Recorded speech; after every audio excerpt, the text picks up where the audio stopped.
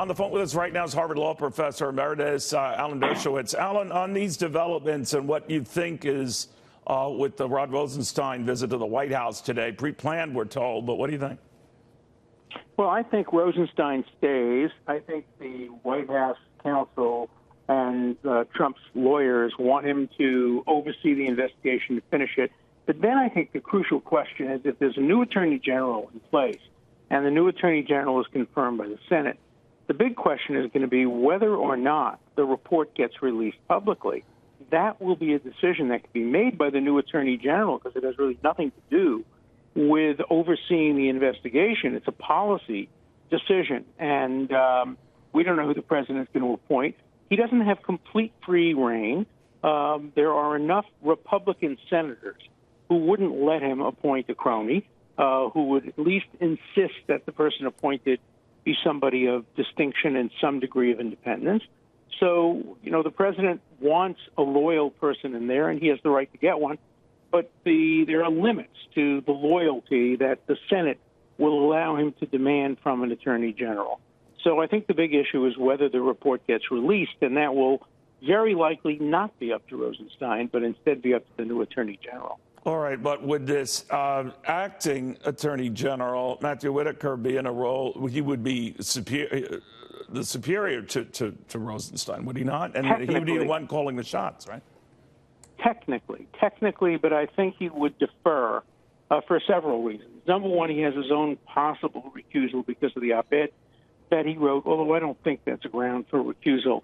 But I think he's the new guy. Well, that's what Chuck Schumer wanted to do. That editorial alone was good enough for him to demand his recusal. But you don't think that's enough? Don't think it's enough.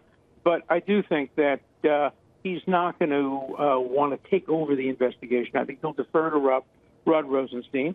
And but then when crucial decisions come up, like whether the report is made public, he may want to weigh in and actually take responsibility for making that decision.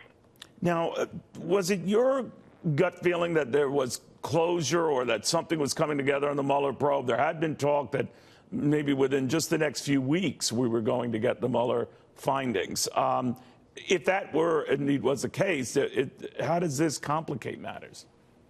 Oh, I don't think it complicates matters very much at all. I think if they're getting into closure, I think everybody wants to see closure. I think the president's lawyers want to see closure. I think the American public want to see closure. I think probably Rosenstein and Mueller want to see closure. So I think everything is moving toward a result before the new year. But remember, it's nothing dramatic. What happens is there's a report and it's turned over to the attorney general, and the attorney general then makes the decision whether to turn it over to Congress. Congress then has to, of course, if it's turned over to Congress, no matter what the rules are, it will leak. We know that. But it probably won't leak if it stays within the Justice Department. Now, obviously, the president and his own legal team had to be aware that the timing would raise issue here. You're a great student of history, and obviously these type of, cabinet firings or replacements are nothing unusual after midterm election. This one in the middle of this, legal back and forth and the Mueller probe, what have you, it makes it a little bit more of a hot potato issue, but how much more of one? Well, I think it's a big issue because, remember, an acting attorney general is just that, acting. And he will be replaced by somebody who has to be confirmed by the Senate.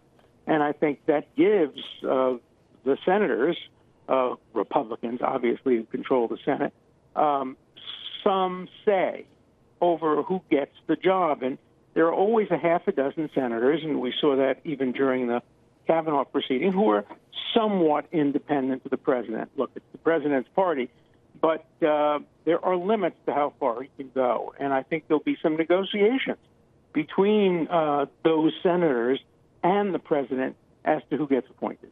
Real quickly, Rod Rosenstein arrives at the White House, whether this is regularly scheduled or not, Alan, and they tell him, all right, Matt Whitaker's our acting AG, you're going to report to him. What's to stop Rosenstein from saying, well, then I'm out of here, I quit? No, he won't do that. I think he has a vested interest in this coming to closure. I think he would quit if the president tried to tell him he couldn't do this or couldn't do that. Or asked a resignation letter from him, right? Yeah, the president has already said earlier that he's not going to replace Rod Rosenstein. And I think that's a decision that was made not only by the president, but by his legal team as well. And they may know something that we don't know, and that is that, Rosenstein, although he's been tough and all of that, may in the end want to make sure that the report is a fair and balanced one. So if the president and his team know that, and I think they want to avoid the appearance of a Saturday night massacre, I think Rosenstein will stay until after the report. I think he'll probably resign once the report is made public. And, of course, the other thing is the president didn't appoint Rosenstein to be the acting attorney general. He could have done that. He would have been a natural, the second person in command. But no, he went to the chief of staff, which is a very unusual choice. I mean, chief of staff is, different than somebody who's deputy or associate deputy attorney general. So that's very unusual. All right. Alan, thank you very, very much. Alan Dershowitz,